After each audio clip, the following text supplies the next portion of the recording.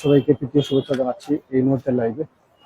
আপনারা জানেন গত দুদিন আগে একটি ট্রিপল মার্ডার হয়েছে সিলেট রায়নগর মিতালি আবাসিক এলাকায়। তো আজ দুদিন পরে সেই নব দম্পতি যারা আছেন আব্দুল সত্তার দম্পতি, তাদের জানাজার নামাজ এই মুহূর্তে শুরু হবে। এখানে আমরা দেখতে পাচ্ছি সিলেট নগরীর বিভিন্ন জায়গা থেকে হাজার হাজার মানুষ এখানে জানাজা নামাজ আদায় করার জন্য এসেছেন। আমরা একটি কথা বলবো, সিলেটে এরকম ঘটনা সবার হৃদয়ে নাড়া দিয়েছে। কারণ সিলেটে ট্রিপল মার্ডার এটা হয়তো এরকম প্রথম হয়েছে সিলেটের মধ্যে। এটি আসলে সবার হৃদয়ে একটি নাড়া দিয়েছে যে এইরকম মানুষের ভিতরে একটি আতঙ্ক সৃষ্টি হয়েছে। তো আমরা ইতিমধ্যে দেখেছি একজনকে ইতিমধ্যে আটক করা হয়েছে, সে হচ্ছে বাবুল মিয়া, একজন মিস্ত্রি, তাকে আটক করা হয়েছে। সেই বাবুল মিয়াকে আটক করার পরে আসলে তাকে গতকালকে আমরা দেখেছি 54 ধারায় তাকে আদালতে সোপর্দ করা হয়েছে। তার কাছ থেকে আসলে সম্পূর্ণ তথ্য জানানো হবে। এখানে ইতিমধ্যে জানানো হয়েছে যে একজন এখানে ক্যামেরা ফুটেজ যে বাবুল মিয়া এখানে রংমিস্ত্রি হিসাবে কাজ করতে এই রায়নগরে এই রায়গুলোর বিভিন্ন বাসা বাড়িতে বাবুল মিয়া কাজ করতো। এখানে প্রায় 30 বছর যাবৎ বাবুল মিয়া থাকতো এই রায়নগর এলাকাতে। সে বিভিন্ন বাসা বাড়িতে রংমিস্ত্রির কাজ করতো। তো তার আসলে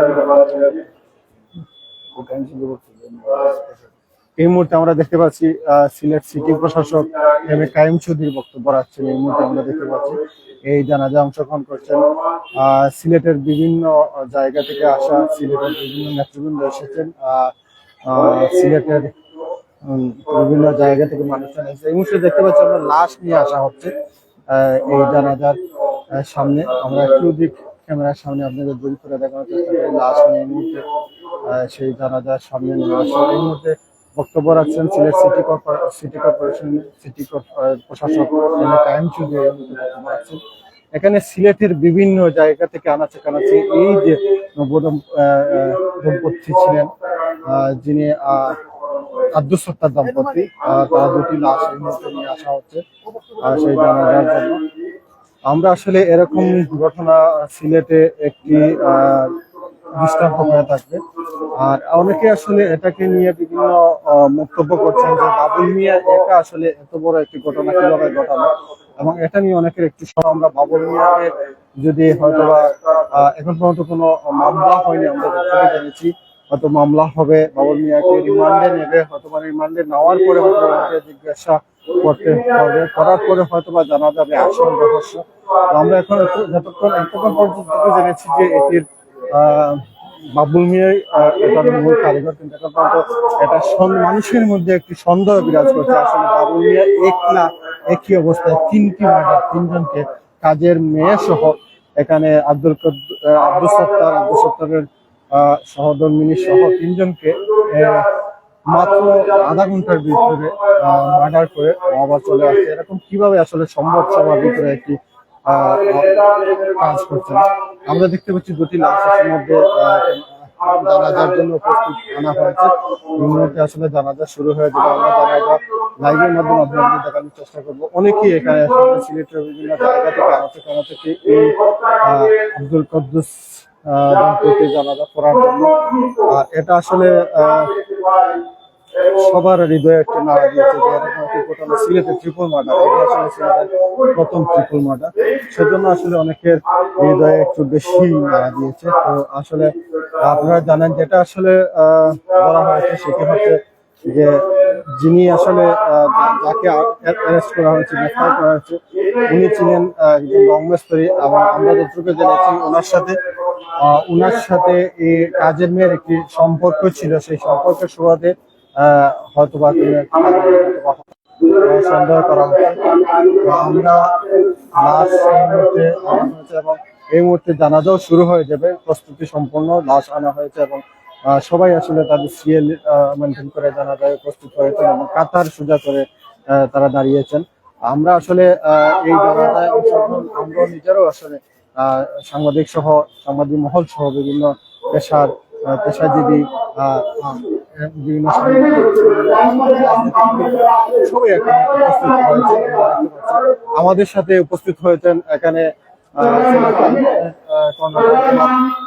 রিপন ভাই, আসলে আমরা আপনাদের কিছু জানতে চাই, এই যে ট্রিপল মার্ডার সিলেটে আসলে এটা আসলে কিভাবে দেখছেন আপনি একটু যদি জানতে।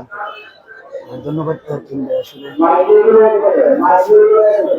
আমার লজ্জাজনক বিষয়, 3জন মানুষ মারা গেছেন। আমি এবং আমার ব্যক্তিগত পক্ষ থেকে আমি মনে করি যে সিলেটবাসী এই যারা এই মামলার মধ্যে জড়িত আছেন সকল সিলেটবাসী এর সাথে এটা এর সঠিক তদন্তের মাধ্যমে যে আসামি তার প্রকাশে আনিয়া ফাঁসি দেব।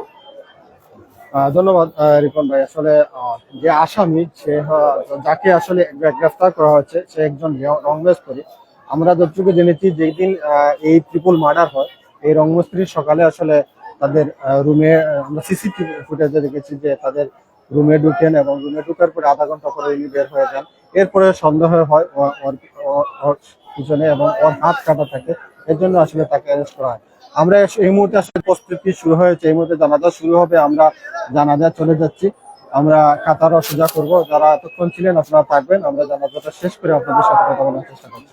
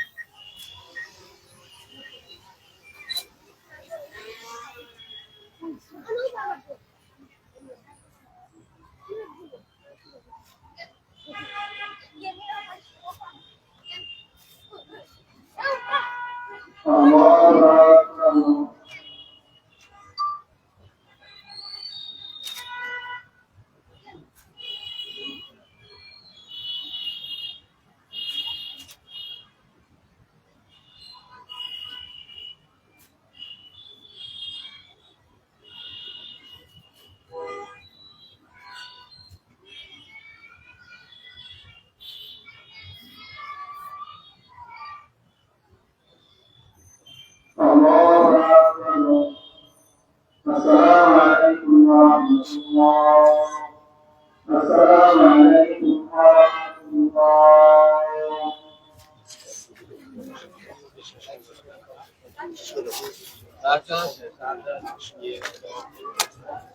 দর্শক, ইতিমধ্যে আসলে জানাজা শেষ হয়েছে, এই মুহূর্তে আসলে মরদেহটি নিয়ে যাওয়া হবে এবং সেখানে তাদের পারিবারিক কবরস্থানে খবর দেওয়া হবে।